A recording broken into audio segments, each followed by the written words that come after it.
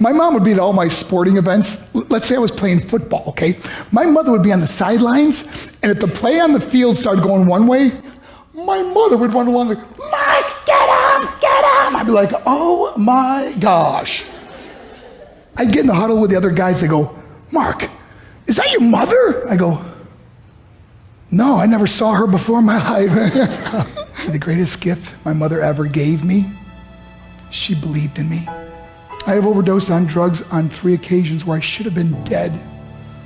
But I believe I was kept here for a reason. You show me your friends, I will show you your future. How do I know this? I hung out with losers, and I became the biggest loser of them all because I gave up everything I dreamt about as a little boy because of who I chose to surround myself with. My friends would drive me home at 2, 3, 4 in the morning. We'd be drunk and high, laughing in the car.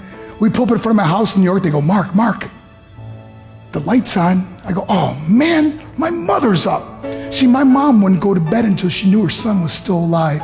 I'd walk in, she'd say, hi, Mark, how was your night? I go, it was good, Mom, I'm just gonna go to bed. She goes, can I talk to you for a minute? I go, Mom, I'm tired, I'm just gonna go to bed. She goes, Mark, I haven't seen you all day and all night. Can I please talk to you? I said, man, just leave me alone. You bug me. I'd slam my bedroom door on the one person who believed in me. I was on a worldwide tour and we were wrestling overseas in Japan. After my wrestling match, I went upstairs in my hotel room and I fell asleep. There was a knock at my door at 3 o'clock in the morning. I got out of bed and I looked through the safety window and I could see it was a Japanese promoter. So I opened the door and he said, Mark, you need to call home. There's been an emergency. I went and got on the hotel room phone. I called back to the United States and said, hey, what's going on? I said, Mark, I don't know how to tell you this. I said, just tell me what happened. All of a sudden they started crying. They go, Mark, I can't tell you. I said, just say it. They said, Mark, your mother died. I just threw the phone down. I ran out of my hotel room. I took the elevator to the lobby, and when the doors opened up, I just ran out into the street. I mean, there was no cars, there was no people. It was 3 o'clock in the morning. And I walked down the middle of a street in Hiroshima, Japan, and I remember looking up and just saying, Mom, I am so sorry. I flew home for her funeral, and I was so nervous to walk up to her casket, so I just stood way in the back. And I kept looking from a distance. I kept thinking to myself, Mom, please wake up. Please get up. And then I finally got the nerve to walk up to her. And as I got closer, I could see my mom for the first time. I mean, she was so beautiful. She was dressed in white. I mean, she looked like an angel. And I just stood over and I said, Mom, you are my hero. Everything I am, everything I hope to be was because of you. You loved me so much. You gave me a life.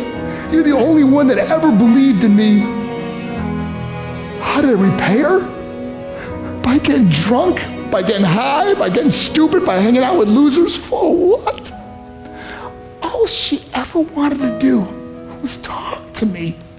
I wish I could talk to you now, Mom.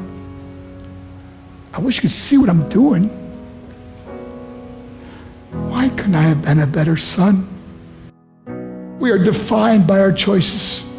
But if you surround yourself with people involved in drugs and alcohol and pills, it's a dead end. I'm not here to preach to you. I'm here to tell you I lived that life. It leads to broken hearts, broken relationships, broken dreams, and death. For what? To get high? If you have a mother or a father, when you go home, tell them how much you love them. See, my whole life was about being rich and famous. I had to be a millionaire. I had to win the race. I had to win the race at the expense of my marriage, my family, my friends. For what? To be all alone in the world? I learned what is truly important, and that is how precious this gift of life is, and our families, and how quickly it can be taken away. See, I no longer live in time, I live in moments. See, it's not what's in your pocket that matters. It's what's in your heart that truly matters. Love Love is just a word until somebody comes along and gives it meaning. You're the meaning.